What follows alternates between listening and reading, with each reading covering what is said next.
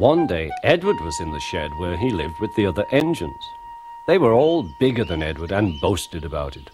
"The driver won't choose you again," said Gordon. "He wants strong engines like us." But the driver and fireman felt sorry for Edward.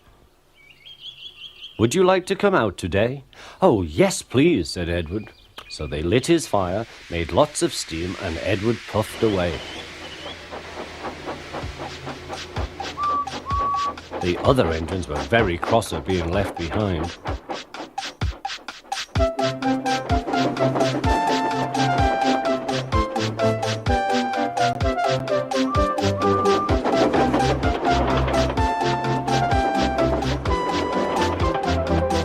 Edward worked hard all day. The coaches thought he was very kind, and the driver was very pleased.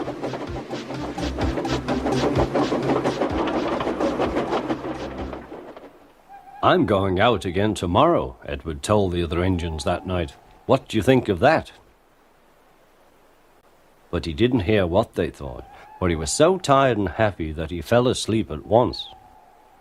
Next morning, Edward woke up to find nothing had changed.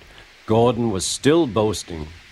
"You watch me, little Edward, as I rush through with the express. That will be a splendid sight for you.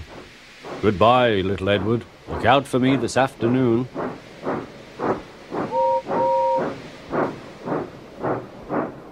Edward went off to do some shunting. Edward liked shunting. It was fun playing with trucks. He would come up quietly and give them a push. Then he would stop and the silly trucks would go bump into each other. "Oh!" they cried. "Whatever is happening?"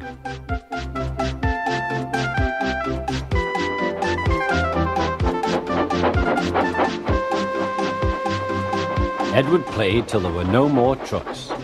Then he stopped to rest. Presently he heard a whistle. Gordon was very cross. Instead of nice shining coaches, he was pulling a lot of very dirty trucks. "A goods train, a goods train, a goods train," he grumbled. "The shame of it, the shame of it, oh, the shame of it." Edward laughed and went to find some more trucks. Then there was trouble. "Gordon can't get up the hill," the porter called to Edward's driver. "Will you take Edward and push him, please?"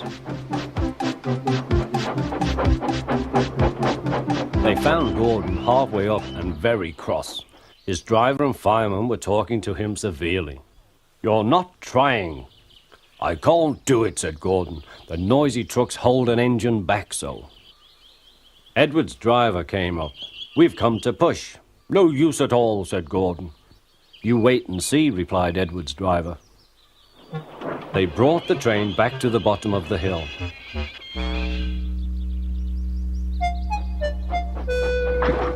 "I'm ready," said Edward. "No good," grumbled Gordon. They pulled and pushed as hard as they could.